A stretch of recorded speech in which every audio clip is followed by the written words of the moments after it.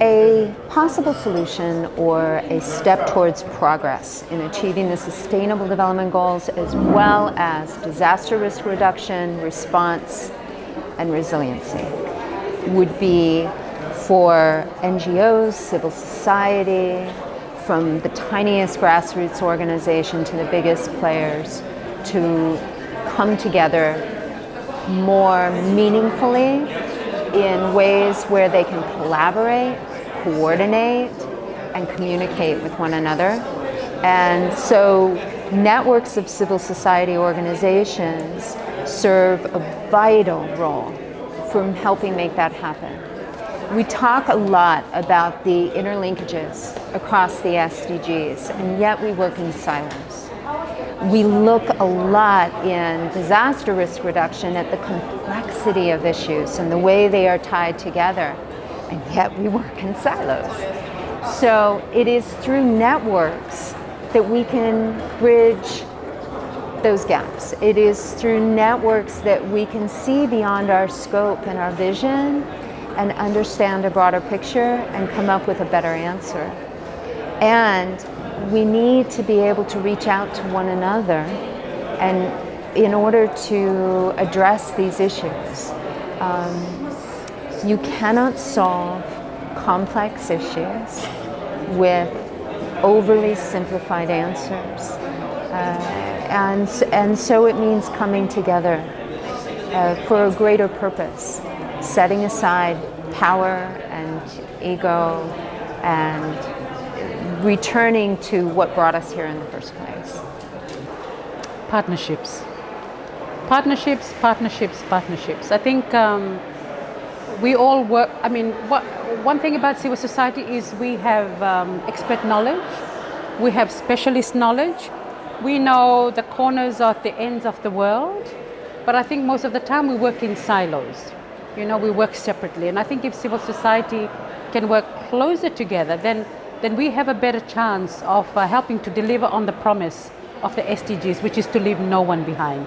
And to me, that inclusivity, where governments cannot do anymore, this is where civil society partnerships come in. We have to also be able to work with those that we traditionally don't work with.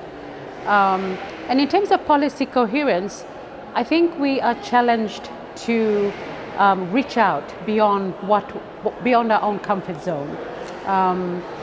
So it's not about saying to international NGOs, okay, you can't come into the Pacific, but it's saying, okay, how do we team up? What resources do you have? What do you bring? And what do we know? And I think governments will be much more open when they see that civil society can work together. So I think a lot of that, the real value or the real contribution of civil society is to demonstrate that we ourselves can partner and thereby helping governments to be convinced that without the partnership of civil society, they are going to leave many people behind. I think the networks are very useful in order to bring different stakeholders together.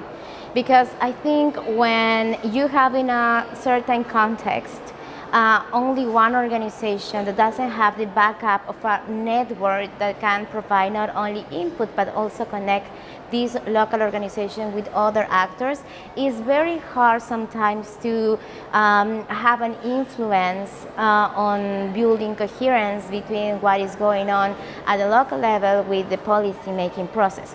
So I guess the networks provide this backup. They also can facilitate the know-how. They also can facilitate network of allies that can support the performance of local organizations so they can have a real impact on building coherence between what they go through every single day to the development of public policies on the frame of the 2030 agenda implementation. I know that all the different organizations have their own interests and they have their own requirements and perspective on seeing things. But if we could come up with a common vision and build a network of all civil society organizations. This is where the voice of the civil society organization to the government and say, this is a network. We are talking about a network. We are not talking about an organization, but a network of different organizations. Why I'm saying this? Because the Vanuatu Climate Action Network is a network that all the civil society organizations coming together and share a common vision on on tackling climate change. And whatever their interests are, whatever their requirements are, they only have one mission and one vision, is how we can work together to ensure that climate change is not affecting us, and we also participating in reducing the effect of climate change. I think the network is the most important thing I can advise for all other civil society organizations.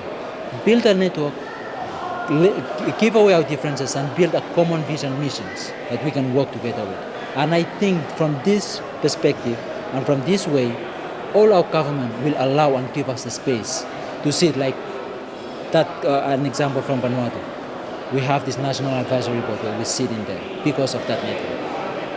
It's very important to collaborate in other networks so that we will be more powerful. Because if you're only one who is working, especially in this global regional advocacy, you have only not a very strong power.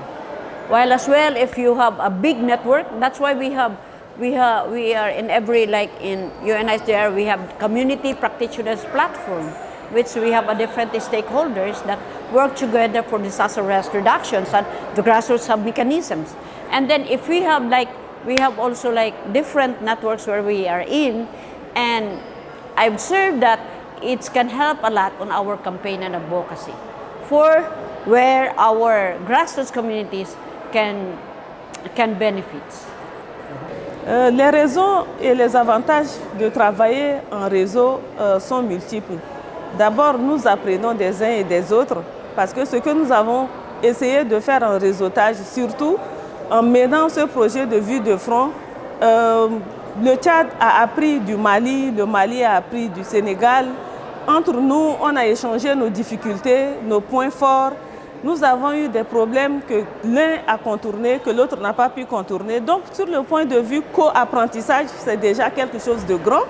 Et encore, c'est une co-construction, parce que le réseau permet vraiment de co-construire nos capacités et d'être encore plus fort et d'avoir une voix. Parce que là, si je parle au Tchad, si je parle en tant que GNDR, on n'attaque pas Colette, on n'attaque pas LID, parce que c'est tout un réseau qui est derrière. Et donc, vraiment, il y a plusieurs avantages de travailler en réseau.